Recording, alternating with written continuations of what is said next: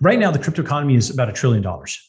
Yeah. Okay, in total. And the reason I actually think that it's going to be 100 trillion by 2030 or 2035 is the economy is going digital.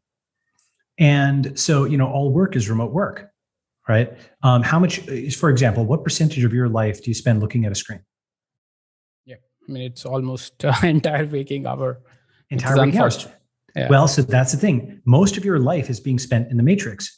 And so you can think of there being sort of three forms of something. There's like the physical form, let's say a piece of paper. Then there's the scanner that puts that online. And then there's the text file, which is born digital and it's natively digital, right? If you take education, you have like the college, right? Then you have the scanner, which is like Coursera or what have you.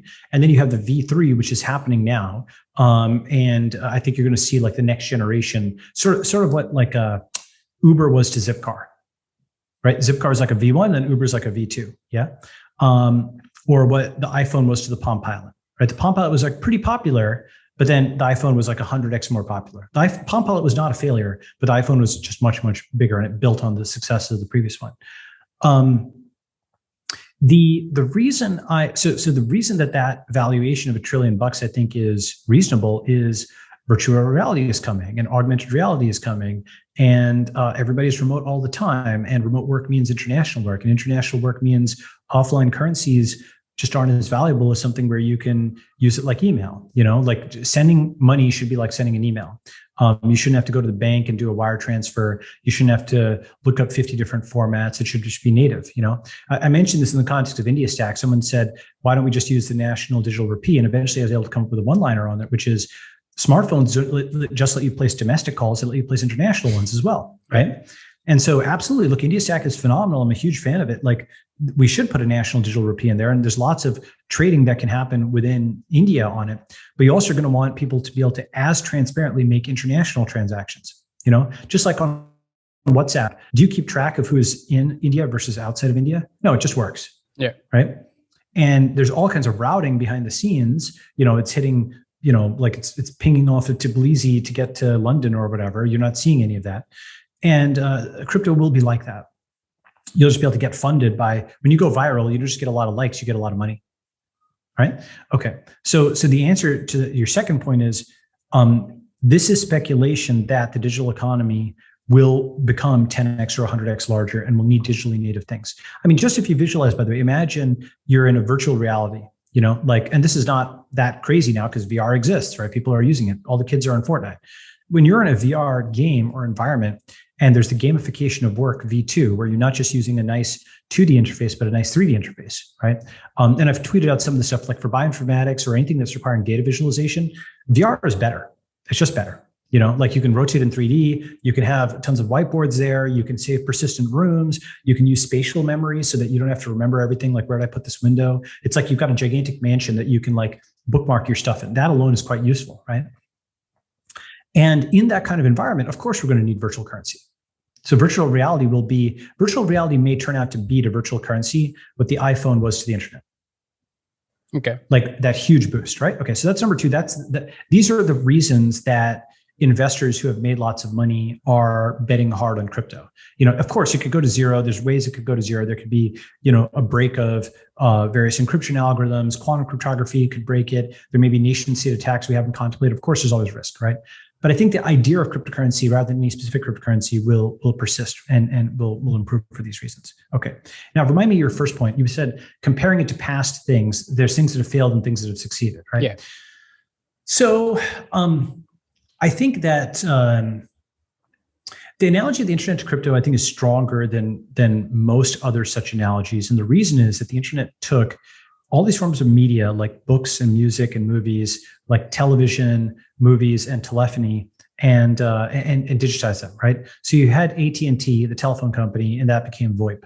And you had the US Postal Service, which was physical mail, and that became email.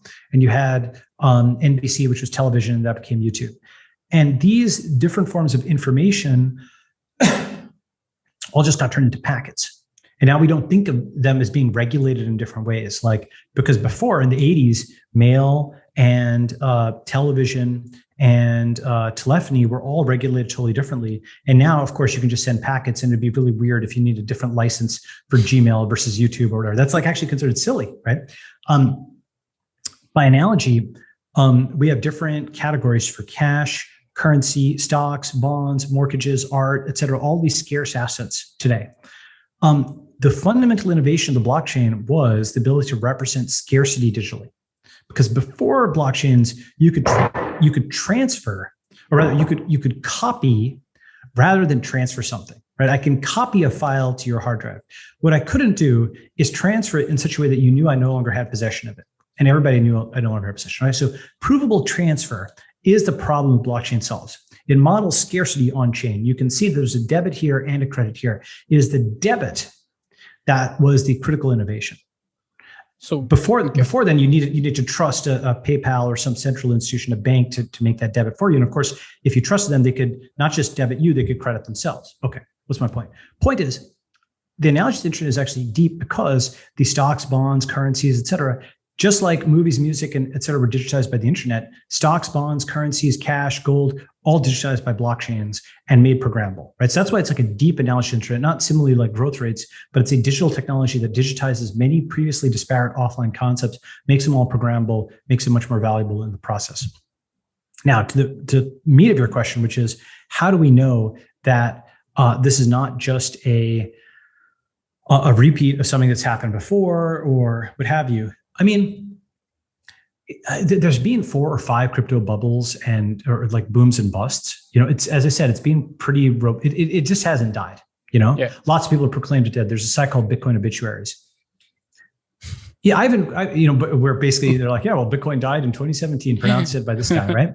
And you're seeing less and less of that now, right? There's less people who say it's dead because it just popped up so many times. It keeps getting more valuable. It has a cycle to it.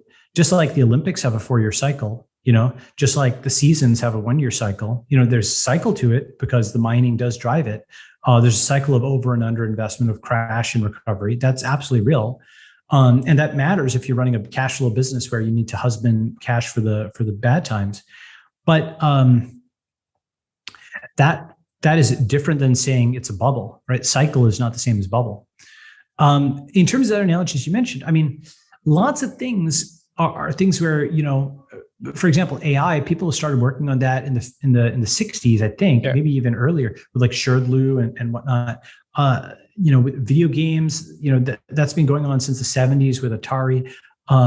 Electric vehicles, people, as you mentioned, have been thinking about that for a long time. VR for a long time. It's one of those things where it's just, I mean, that's why technology investing is hard. It's hard to tell whether this is the time it's going to go vertical versus not. That said, at $1 trillion and 100 million users and multiple billion-dollar companies and so on, I don't think this one is a flash in the pan. I think you could have said that correctly where people were talking about digital currency in the 80s, 90s, or early 2000s, but I don't think so anymore.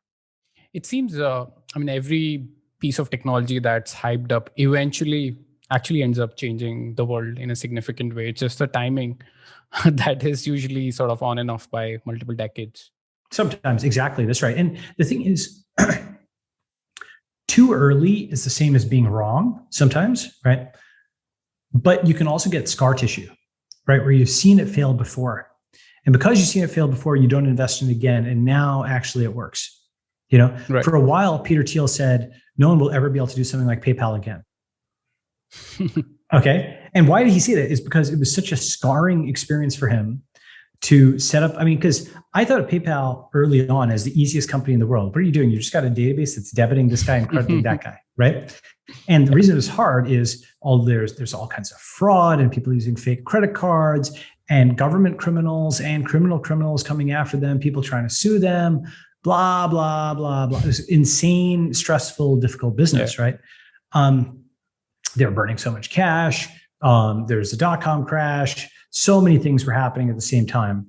And so because of that, he had like a PTSD about him in the mid 2000s or early 2000s, you know, early 2010s. He's like, no one will ever be able to do that again. But he was wrong because he had sort of put such a dent in the world that it had loosened it up. And because of PayPal, you got Stripe and you got Square and you got all these other fintechs and so on and so forth, right? It's like somebody who, hands you the mayo jar and they couldn't open it. TL did open the mayo jar, of course. PayPal's like $100 billion company or whatever last I checked. But like they kind of like, I can't open this mayo jar. They give it to you and you can just turn off you can unscrew it because they loosened it, right? They put in the work. We're standing on the shoulders of giants, It's always hard to tell when that explosion is going to come because so much of this is exponential. Actually, a few years ago with Oculus, after it got acquired by Facebook, somebody said something like that in an article. They said virtual reality follows the path of a few other breakout technologies. They move along in fits and starts until one day they suddenly totally work. And what's interesting was that was written in 2014, right after Oculus had gotten acquired by Facebook. And certainly that was a huge step up for the industry. That was a multi-billion-dollar acquisition. People started actually using VR and so on. And then there was a VR winter, and now there's another VR spring where Oculus and Oculus Quest 2 and so on are trending up. And if you use the Quest 2, it's actually phenomenally good. Yeah. Mozilla Hubs is very good. A lot of good stuff is happening in VR. And so it's just this thing where you have to have enough confidence to and balance sheet to wade through the down cycles and not just lose interest.